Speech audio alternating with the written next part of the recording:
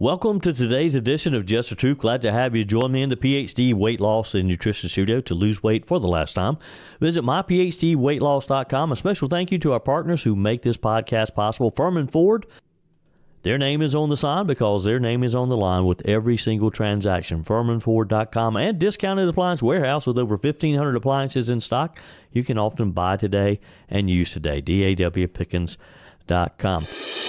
I told you we'd be back. And ye shall know the truth, and the truth shall make you free. It's Joey Hudson. I wanted to name it the Joey Hudson Bill, but you know they don't allow you to put names on bills. But I wanted to call it the Joey Hudson Bill because I know that one's been near and dear to you for a number of years. That's how it's done. Let your voice be heard. And the truth shall set you free. Here's Joey Hudson. Welcome in on this special Memorial Day, May 27th, 2024. As Peg and I were driving home from church yesterday, we were talking about the difference between Memorial Day and Veterans Day. They're often confused, aren't they? So what is the difference between these two federal holidays? Memorial Day and Veterans Day, they both honor the sacrifices made by U.S. veterans, but the holidays serve very different purposes. Veterans Day is distinct from Memorial Day. Major hostilities of World War I were formally ended at the 11th hour on the 11th day of the 11th month of 1918 when the armistice with Germany went into effect. At the urging of major U.S. veteran organizations, Armistice Day was renamed Veterans Day in 1954. Veterans Day commemorates the service of all U.S. veterans, while Memorial Day specifically honors those who have died while in military service, while serving our country. Remember that. Memorial Day honors all those who have died, who've lost their lives. And for Americans, it should be more than just a long weekend and an unofficial start to the summer season. The real meaning of the holiday is meant to honor and to remember all U.S. soldiers who have died serving our country. Here's a little history. Originally called Decoration Day, Memorial Day, the history goes back to the Civil War. It was declared a national holiday by Congress in 1971, according to the U.S. Department of Veterans Affairs. The late May holiday, as we are celebrating today, has also evolved into an opportunity for Americans to head to the beach or to the lake, like where I am today. Travel to see friends and family, even catch a Memorial Day parade as we see those across the country. Here's what you need to know about the history and the reason behind why we are observing today as we are. One of the 11 federal holidays that is recognized in the U.S., Memorial Day, is always observed on the last Monday of May. So therefore, this year, the holiday falls on today, Monday, May 27th. The origins of the holiday can be traced back to local observances for soldiers and who maybe had neglected grave sites during the Civil War. The first observance of what would become Memorial Day, some historians think, actually took place in Charleston, South Carolina, at the site of a horse racing track that Confederates had turned into a prison holding Union prisoners. Blacks in the city organized a burial of deceased Union prisoners and built a fence around the site. Yale historian David Blight wrote about this in the New York Times in an article in 2011 that was widely publicized. Then on May 1st, 1865, they held an event there, including a parade. Blacks who fought in the Civil War participated, spiritual readings, songs, picnicking, a day of remembering. A commemorative marker was erected there in 2010 to remember this day. One of the first Decoration Days was held in Columbus, Mississippi on April 25th of 1866, according to historical accounts, by women who decorated graves of Confederate soldiers who perished in the battle at Shiloh. They decorated these with flowers. On May 5th, 1868, 3 years after the end of the Civil War, the tradition of placing flowers on veterans' graves was continued by the establishment of Decoration Day by an organization of Union veterans, the Grand Army of the Republic. General Ulysses Grant presided over the first large observance. A crowd of an estimated of about 5,000 people, we're told, at Arlington National Cemetery on May 30th of 1873. This tradition continues to thrive in cemeteries all across the country on the weekend or the days prior to Memorial Day. Until World War I, Civil War soldiers were solely honored on this holiday. Now, all Americans who served are also remembered as well. At least 25 places in the North and the South claimed to be the birthplace of Memorial Day. Some states that claim ownership of the origins include Illinois, Georgia, Virginia, Pennsylvania, and others. As I've mentioned, Charleston, South Carolina claims to have had one of the first Memorial Day celebrations. Despite conflicting claims, the U.S. Congress and President Lyndon Johnson declared Waterloo, New York, as the official birthplace of Memorial Day on May 30th, 1966, after Governor Nelson Rockefeller's declaration that same year. The New York community formally honored local veterans May 5th, 1866 by closing businesses and lowering flags at half-staff. So why is Memorial Day in May? The day that we celebrate Memorial Day is believed to be influenced by Illinois U.S. Representative John Logan, who was elected to the U.S. House of Representatives as a Democrat in November 1858 and served as an officer during the Mexican War. It is said that Logan, a staunch defender of the Union, believed Memorial Day should occur when flowers are in full bloom across the country. This according to the National Museum of the U.S. Army. Congress passed an act making May 30th a holiday in the District of Columbia in 1888, according to the U.S. Congressional Research Service. In the year of 2000, the National Moment of Remembrance Act, which created the White House Commission on National Moment of Remembrance, encourages all to pause at 3 p.m. local time on Memorial Day for a minute of silence. This was signed into law by Congress and signed by the President in 2000. So who are some of the famous people that served and that we are remembering today? Born in 1894, Dashiell Hammett was an American novelist who wrote The Maltese Falcon and The Thin Man. In 1915, Hammett began working as a detective for the Pinkerton Agency shortly before he enlisted in the U.S. Army. During the war, Hammett served as a sergeant in the Motor Ambulance Corps, but contracted tuberculosis from which he would suffer the rest of his life. Hammett died in New York City in 1961. Born in 1889, Thomas Hart Benton was an American painter, a muralist of the American regionalism art movement in the 30s and the 40s. During World War I, Benton served in the Navy, where he was stationed at Naval Station Norfolk in Virginia, drawing illustrations for ship catalogs and other military equipment. Benton later created several famous Navy paintings, including Cut the Line and She's Off, which are in museums today. Benton died in Kansas City, Missouri in 1975. Born in 1888, Horace Pippin was an American artist known for his self-portraits and paintings about the African-American experience. In 1917, Pippin enlisted in the Army. He served in the 369th Infantry Regiment, or Harlem Hellfighters as they were known, a famed African-American regiment in the New York National Guard. During the war, Pippin drew several illustrations of soldiers while he was in the trenches. He was later shot in the right arm, which caused him to later have to use his left hand to guide his right when he was painting. He died in Pennsylvania in 1946. Edwin Hubble, born in 1889, was an American astronomer and cosmologist who observed in 1929 that the universe was expanding. The famed Hubble Space Telescope, which was launched in 1990, is named after Hubble. After finishing his Ph.D. in 1917, Hubble joined the U.S. Army, but he never saw combat during World War I.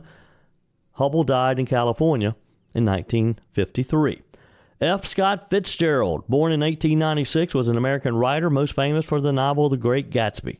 In 1917, Fitzgerald dropped out of Princeton to join the Army and was commissioned as a second lieutenant. But Fitzgerald also never saw combat, as the armistice was signed shortly before he was deployed. Before the war ended, Fitzgerald was nervous that he would die in battle and often wrote in his spare time in the hopes of leaving a legacy. These writings were the groundwork for his later novel, This Side of Paradise. Fitzgerald was also friends with Hemingway, and the two writers spent much time as expatriates in Paris during the 1920s. The two friends were also part of what Gertrude Stein dubbed the Lost Generation, a term she coined to define the generation that came of age during the Great War. Fitzgerald died of a heart attack in Hollywood in 1940. Born in 1899, Humphrey Bogart was an American actor known for films like Casablanca and The Maltese Falcon. In 1918, Bogart joined the U.S. Navy and spent most of his time during the war transporting troops back and forth between the U.S. and Europe on the USS Leviathan, according to military.com. There is some debate about whether Bogart's lip scar, which gave him a lisp, came during wartime. Some said a German prisoner punched him, others that it was caused by a shrapnel from a German shell that hit the Leviathan. Bogart himself said it happened when he was a kid and that Hollywood played it up to make him appear tough. Bogart died of cancer in Los Angeles in 1957. Born in 1899, Ernest Hemingway was a leading American journalist and Pulitzer Prize-winning novelist turned away from the U.S. military because of an eye defection. Hemingway joined the American Red Cross as an ambulance driver during the war. In 1918, Hemingway was injured by mortar fire in Italy, and his experiences during the Great War led him to write A Farewell to Arms. He received the 1954 Nobel Prize in Literature. Hemingway committed suicide in Ketchum, Idaho in 1961. These are some of the more famous names. There are thousands who served. Some returned home. Others who we're remembering today did not. An estimated 116,000 American soldiers lost their lives in World War I. World War II was a colossal conflict that swept across continents and oceans. Involving the majority of the world's nations, it remains one of the deadliest and most extensive wars in human history. The United States initially determined to stay out of the conflict. However, we joined the war following the attack on Pearl Harbor by Japan on December 7th, 1941. The conflict was characterized by numerous pivotal battles and significant events such as D-Day, the Battle of Midway, and the island-hopping campaign in the Pacific. Each required immense bravery, strategic innovation, and incredible endurance of these primarily young men who were involved in this. The cost in human lives was a staggering 405,000 estimated American military personnel who lost their lives. Often referred to as the Forgotten War, the Korean War was a significant chapter in our nation's history. From 1950 to 1953, tens of thousands of American service members fought bravely on the Korean Peninsula. This conflict, sandwiched between World War II and the Vietnam War, saw over 36,000 American soldiers lose their lives in combat. The Vietnam War remains one of the most controversial periods in our history. Spanning 2 decades from 1955 to 1975, it stands as a symbol of national division, but also of remarkable courage exhibited by these young men who were soldiers at the time. Over 58,000 American soldiers lost their lives in Vietnam, demonstrating their courage, their commitment to duty. Many more returned home carrying physical and emotional scars that bear testament to the harsh realities of war.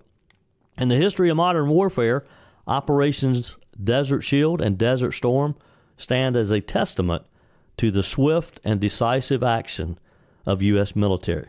In response to Iraq's invasion of Kuwait in August of 1990, Operation Desert Shield started. A coalition of 35 nations. It was led by the United States. It engaged in a large-scale military buildup to defend Saudi Arabia and prepare for potential offensive action. The defensive operation transitioned into an offensive one with the launch of Operation Desert Storm in January of 1991. The military campaign, characterized by a massive air assault followed by a swift ground offensive, successfully liberated Kuwait within just 42 days. And we watched this. This is one of our first modern wars that we were able to see because of cable news, for example. Despite the operation's short duration, we still suffered 383 American service members losing their lives, with many more impacted by the aftermath and complications associated with Gulf War syndrome. The war in Afghanistan, launched in response to the horrific terrorist attacks of September 11th, 2011, 9/11, stands as the longest conflict in our country's history. Known officially as Operation Enduring Freedom, the war began with the objective of dismantling al-Qaeda and removing the Taliban regime from power. U.S. troops, alongside international allies, embarked on a mission fought with rugged terrains, cultural complexities, and a resilient insurgent enemy.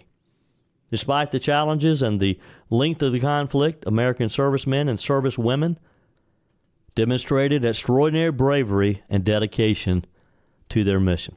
Operation Iraqi Freedom, as it was officially known, started with a swift invasion that led to the quick toppling of Saddam Hussein's regime.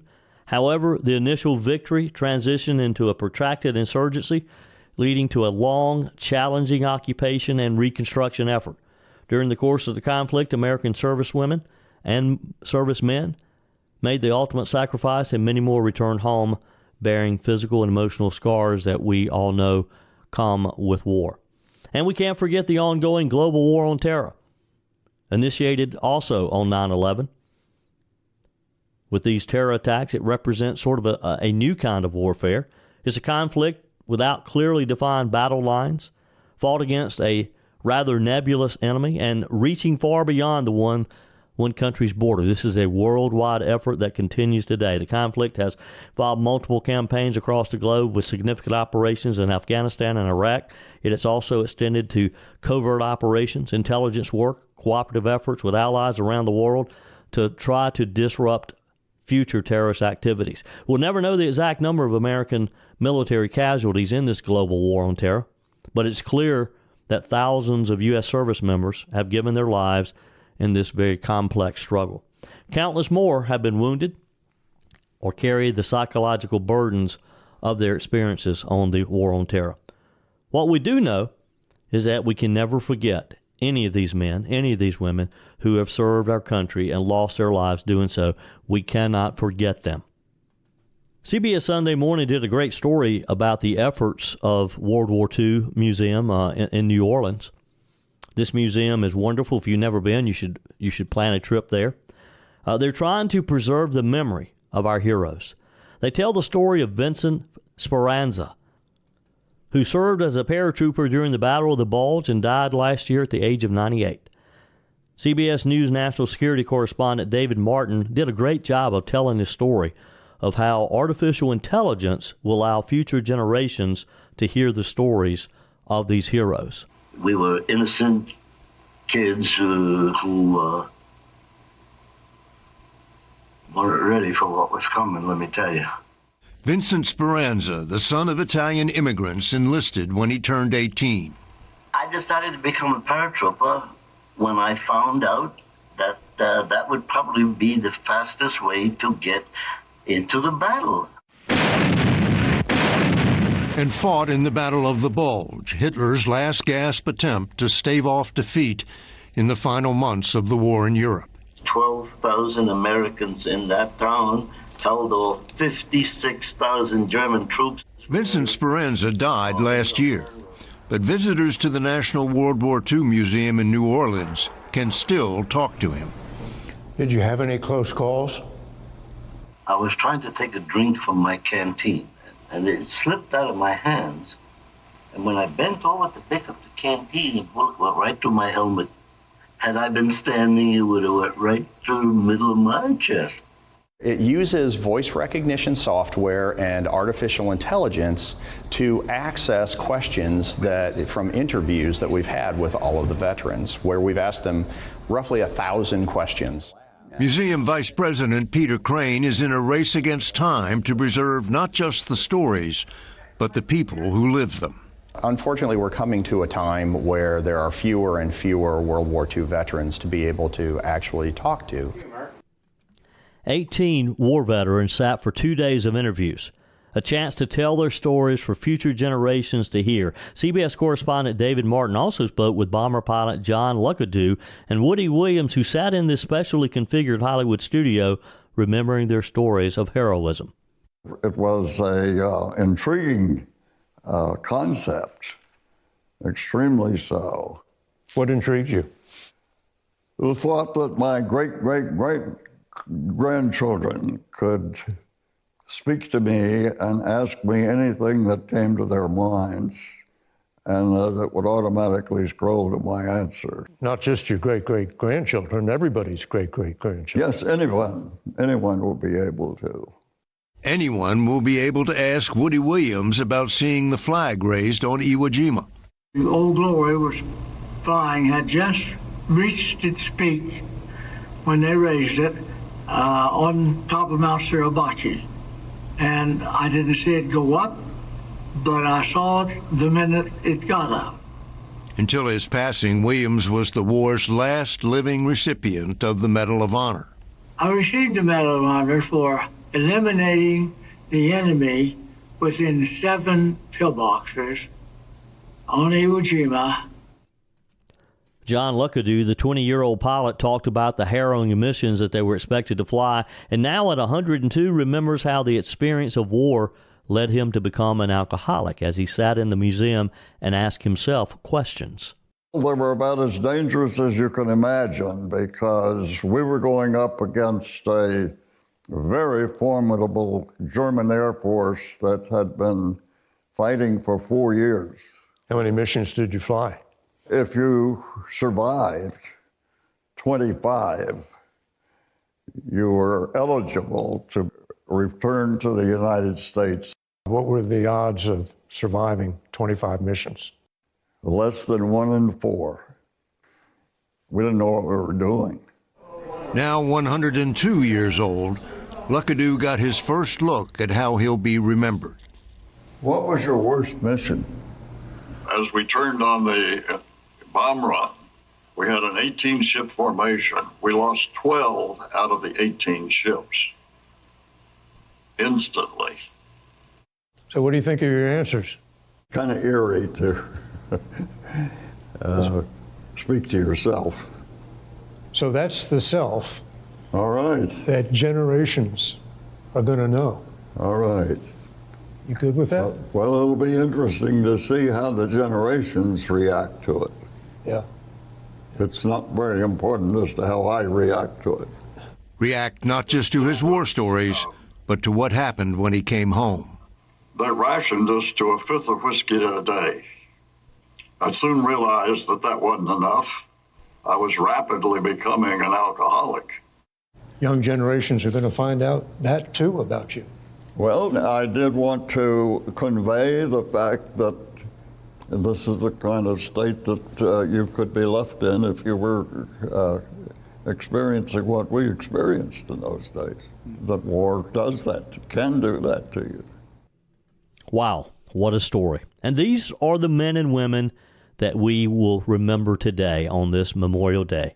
For the total story that aired on CBS Sunday Morning, go to my YouTube channel. Just search for Joey Hudson on YouTube. You'll find it in the Just the Truth recommended playlist. Again, just go to YouTube, search for Joey Hudson Just the Truth, and then I have it filed away for you on the recommended playlist. It's worth watching to see how these men and women are sitting there asking themselves questions, and they can see themselves answering the question.